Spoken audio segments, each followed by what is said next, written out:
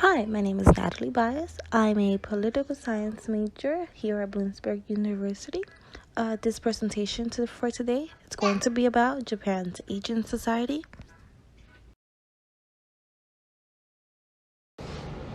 To start off with the presentation, I would like to briefly discuss uh, Japan's society, specifically the post-war era.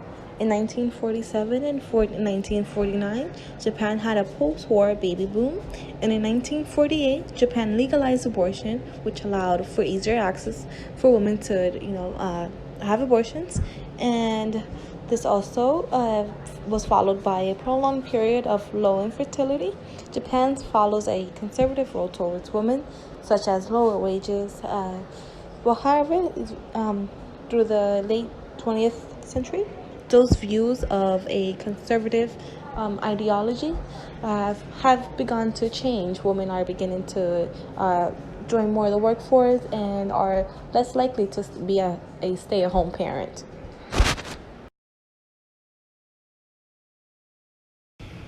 There are many reasons for Japan's aging society. One of the reasons are sub-replacement fertility. High life expectancy is another reason. Importance on careers, views on about an ideal family, and frequency of sex. I will be discussing further in detail each of these reasons in the next PowerPoints.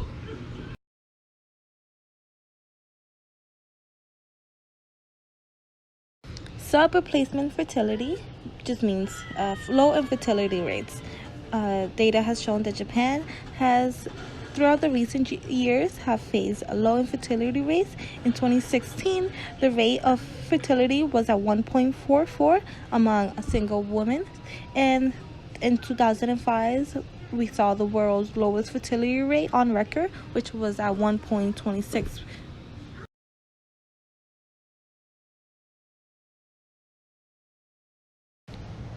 As I've previously stated before, one of the reasons for Japan's aging society is high life expectancy.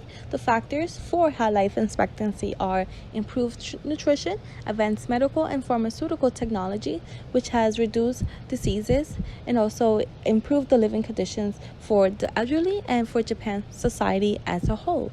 The pre-war era welcomed massive economic growth and peace, which has led to a longer lifespans. As of 2018, the life expectancy for women in Japan was at 87 years old, and for men, it was at 81 years old, a new record high in the country.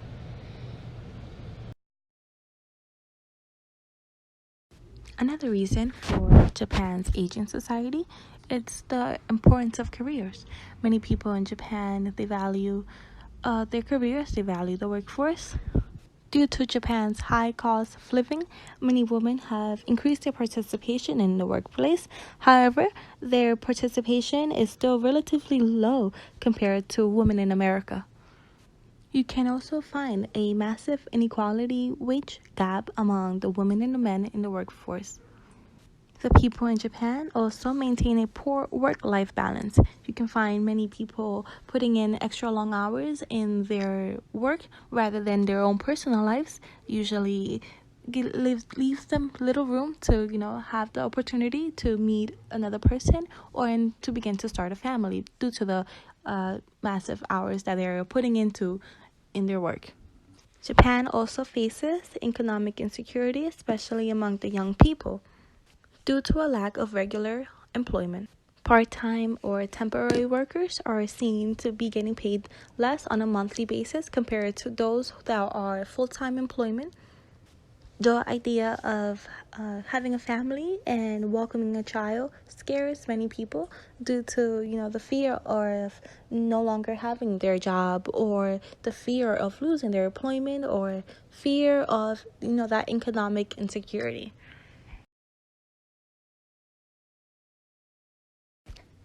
People in America have this idea of love, marriage, and family.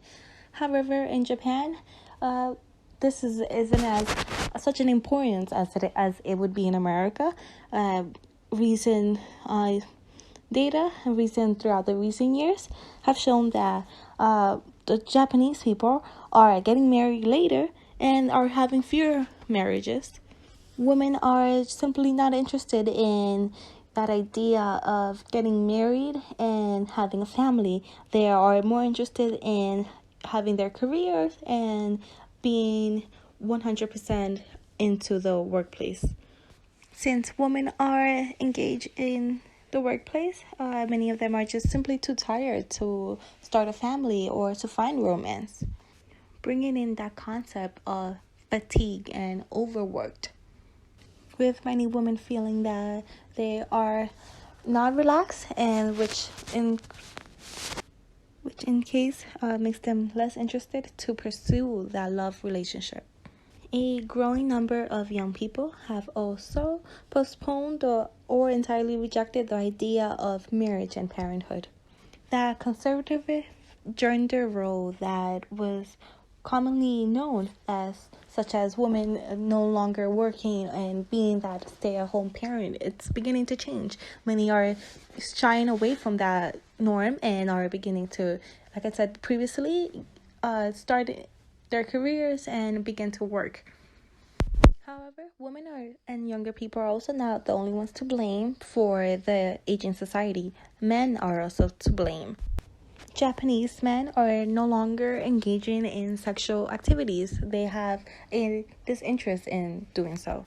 There is a concept of a herbivore man, which is known as those men that are just simply disinterested in having a girlfriend or getting married.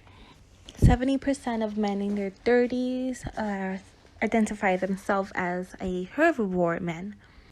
This interest grows from that economic insecurity with many of them just not feeling comfortable with raising a family, or just feel like they don't have the necessary income to do so. I personally believe that this stems from Japan's competitive workforce and the increase in living. These elements combined together shy people away from the idea of starting a family. There are many different effects of Japan's aging population, one being the increased labor demand. As Japan's elderly continue to age, Japan will have a high demand for nurses. However, Japan has fewer and fewer nurses and nursery homes. This will change Japan's immigration policy. As we all know, Japan has a very closed immigration policy, but as the population ages, Japan will have to change those policy and be a little bit more lenient into accepting other students or other nurses into their workforce to be able to need for the demand of the labor. You can also expect to find an increased urbanization as the young people migrate to cities, as the elderly stay in rural areas. Another factor of the aging population it will be changes to Japan's workforce. There is already a high demand for Japan's work market. The elderly are retiring, and there is a need for that gap to be filled. The Japanese government will need to address its demographic problem by enacting government policies. One of the ways in which the government so far has developed policies to encourage those people to remain in the workplace. Japan's main target is women. They have provided incentives for family formation, such as the promise of child daycare, new benefits for those who have children, and state-sponsored dating services. Some policies also focus on maternity leave and the promise of pregnancy discrimination in the workplace, known in Japan as maternity harassment. However, the policies have struggled to overcome cultural barriers and stereotypes.